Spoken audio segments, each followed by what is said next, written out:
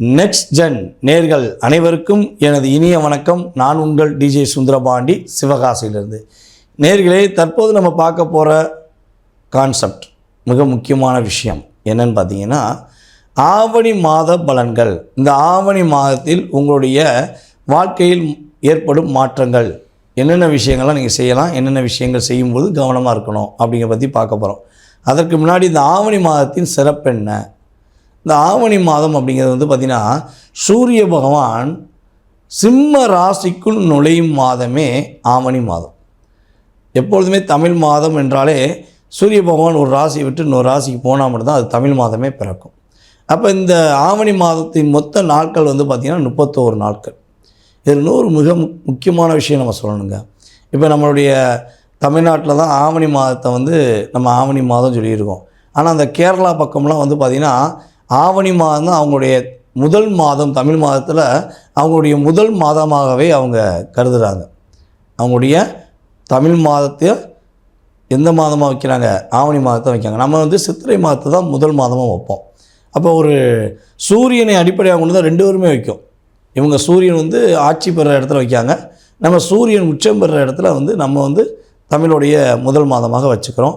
So அதுக்கு அடுத்தபடியாக பார்த்திங்கன்னா இந்த மாதத்தில் மிகப்பெரிய சிறப்பான விஷயம் என்னென்னா, நம்மளுடைய விநாயகர் இந்த மாதத்தில் தான் பௌர்ணமி சதுர்த்தி திதியில் விநாயகர் பிறந்தார். அப்போ சதுர்த்தி திதி பௌர்ணமி அன்னைக்கு விநாயகர் பிறந்த நாளாக மிகப்பெரிய கொண்டாட்டமாக, தமிழர்களுடைய எழுச்சி நாளாக, அதாவது இந்து மக்களுடைய எழுச்சி நாளாக விநாயகர் ஊர்வலம் நடக்கும். ஸோ இதனுடைய செயல்பாடுகள் எல்லாமே பார்த்திங்கன்னா விநாயகர் இந்த மாதத்தில் பிறந்த ஒரு அற்புதம் அப்படிங்கிறத வச்சு நம்ம நடத்துகிறோம். அதுக்கடுத்து இந்த மாதத்தில் இன்னொரு சிறப்பான விஷயங்கள் இருக்குது.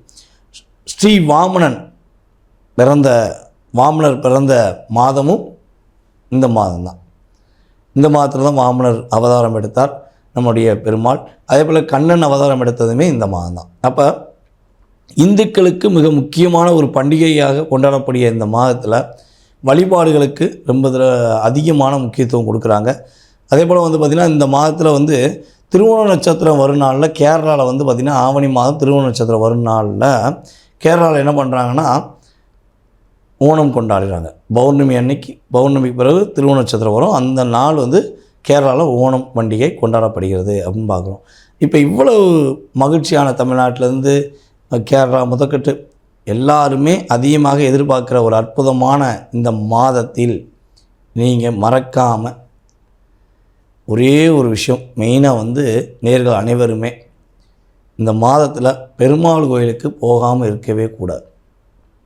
இந்த மாதத்தில் 31 நாட்களில் எத்தனை முறை நீங்கள் பெருமாளை போய் வழிபாடு செய்கிறீர்களோ அத்தனை முறை உங்களுடைய வாழ்க்கையில் உங்களுடைய கர்மா உறுதியாக, எவ்வளோ பெரிய கர்மா அடிப்படையில் உங்களுடைய வாழ்க்கையில் பிரச்சனைகள் இருந்தாலும் அதனுடைய அத்தனை விதமான விஷயங்களும் உங்களுக்கு மாற்றி அமைத்து வாழ்க்கையில் நம்முடைய பெருமாள் உங்களுக்கு அத்தனை விதமான ஆசீர்வாதங்களும் கொடுப்பார் என்பது உண்மை.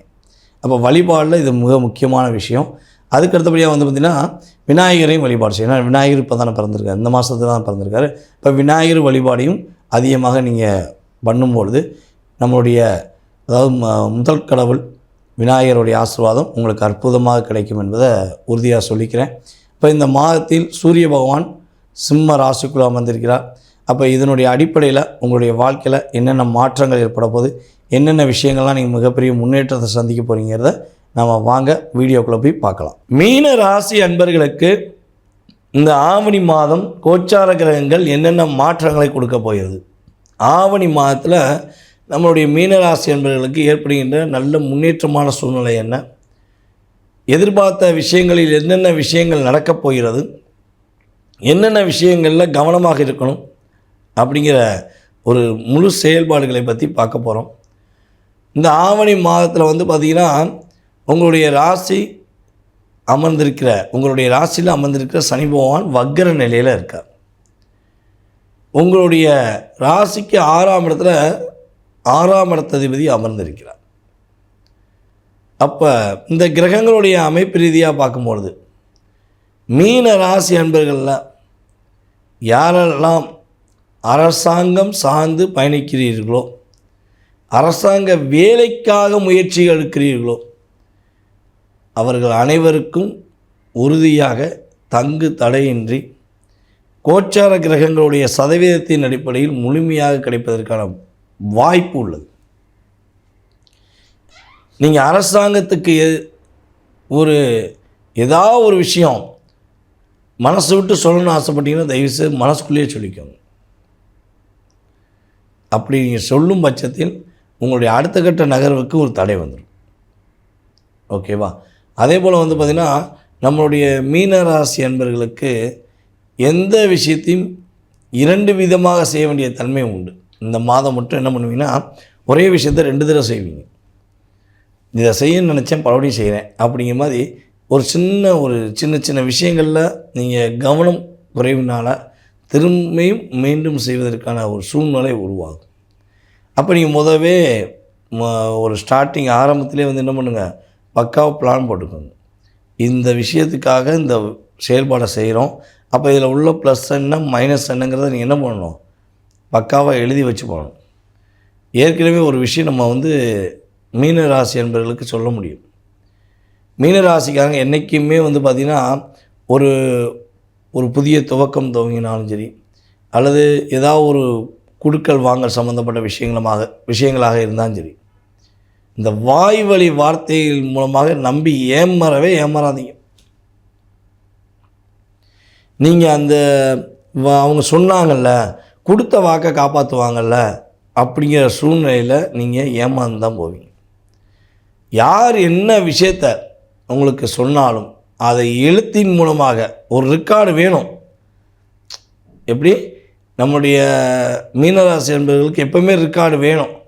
அந்த ரெக்கார்டு இல்லாத ஒரு சூழ்நிலை, எப்போ நீங்கள் ரெக்கார்டு இல்லாமல் அட்ஜஸ்ட் பண்ணிக்கலாம், பார்த்துக்கலாம், நமக்கு வேண்டியவங்க தானே அப்படின்னு நினச்சிங்கன்னா, திரும்பி பார்க்கும்போது 5 வருஷம் கழிச்சு நீ எதுவுமே இல்லை, நீ எதுக்கு என்ன பேசுகிறேன்னு அந்த நபர்கள் உங்களை தேவையில்லாமல் யோசிக்க வைக்கக்கூடிய சூழ்நிலை நடந்திருக்கலாம், அல்லது இனிமேல் நடக்கலாம். அப்போ நீங்கள் ரெக்கார்டு ப்ராப்பராக எவிடன்ஸோடு வாங்கி வச்சிட்டீங்க அப்படின்னா உங்களுடைய வாழ்க்கையில் இந்த பத்திரம் அப்படிங்கிற மாதிரி பாதிப்பு வராது. ஓகேவா? அப்போ இந்த பாதிப்பு வரக்கூடாதுன்னு இந்த விஷயத்தை செயல்படுத்தணும்.